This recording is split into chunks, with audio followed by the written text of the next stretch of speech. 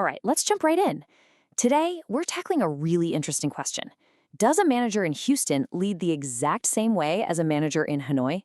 You might be surprised. New research comparing professionals from the US and Vietnam has uncovered some pretty stark differences. And honestly, the results are probably not what you'd expect. So let's get right to it. Why does this even matter? Well, in a world where your boss or your direct report could be literally on the other side of the planet, understanding these different leadership styles isn't just a nice to have. It's absolutely essential for success. This isn't just theory, It's about what it actually takes to make global teams work. And this isn't just guesswork. This whole explainer is based on new research that actually went out and surveyed 461 professionals, 375 in the US and 86 in Vietnam, to get some real, hard data on how they manage. Okay, so before we can unpack the juicy results, we need to get on the same page. We need to understand the toolkit the researchers used. They basically broke down management into 3 core skills. Let's do a quick run through. First up is technical skill. You can think of this as the what of the job. It's your hands-on expertise. Do you know the software inside and out? The procedures? The specific techniques you need to actually get things done? It's really the foundation of your competence. Next, we've got human skill. This is the who. This is all about your ability to work with people. We're talking about everything from communication and empathy to teamwork and resolving conflicts. It's pretty much your emotional intelligence in action. And finally, there's conceptual skill. This is the big why. It's that ability to step back, see the entire organization as a whole, and think strategically. It's about long-term planning, tackling complex problems, and really understanding how all the different pieces fit together. All right, now that we're all on the same page with the terms, let's get to the main event. How did the professionals from the US and Vietnam actually score on these 3 skills? So when it came to technical skills, the results were pretty clear. The American professionals in this study scored significantly higher, showing a greater mastery of that hands-on, job-specific knowledge their roles required. But this is where things start to get really interesting. When it came to human skills, that ability to work with people, the scores were nearly identical, a dead heat. Both groups showed an equal strength in their interpersonal abilities. And then, with conceptual skills, we see a complete flip.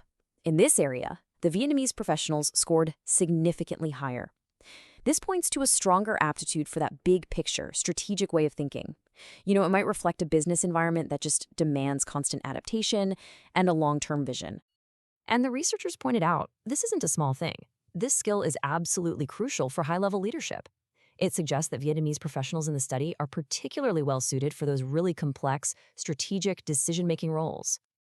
Now, the story doesn't end there. Let's add another layer to this: gender. Because breaking the data down this way reveals even more specific and pretty surprising insights. The gender dynamics were just starkly different between the 2 countries. In the Vietnamese group, men and women scored almost identically across all 3 skills. But in the US group, men scored significantly higher than women on those conceptual or big picture skills. And now, for what might just be this study's most powerful finding. This number you're looking at is a p-value. In statistics, all you need to know is that a very, very small p-value like this means the result is highly unlikely to be just a random fluke. And this one shows, with a huge degree of certainty, that the American women in the study scored significantly higher on technical skills than their Vietnamese counterparts. Okay, so all this data is fascinating, but what does it actually mean for you? How can these findings help us become better leaders and better teammates in a global workplace? So, the key takeaway from all this research isn't that one style is better than another. Not at all. It's that the best leaders adapt. They're like chameleons. This means adjusting your communication style, respecting different views on hierarchy, and understanding that what empowers a team in one culture might not work in another. It really is all about being flexible.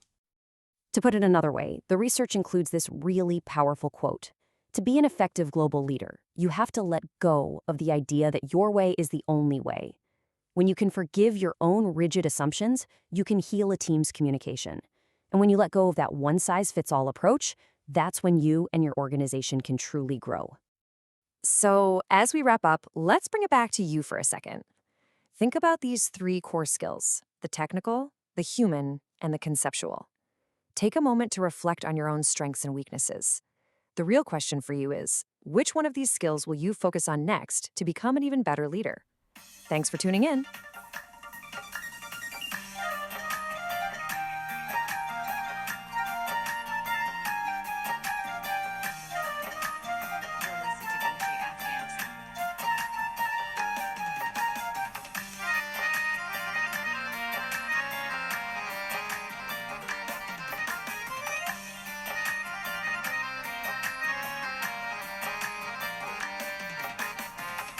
بیا که بریم با مزار ملا ماما جان سیل گلی لال زار و دلبر جان سیل گلی لال زار و دلبر جان بیا که بریم با مزار ملا ماما جان سیل گلی لال زار و دلبر جان سیل گلی لال زار و دلبر جان بیا که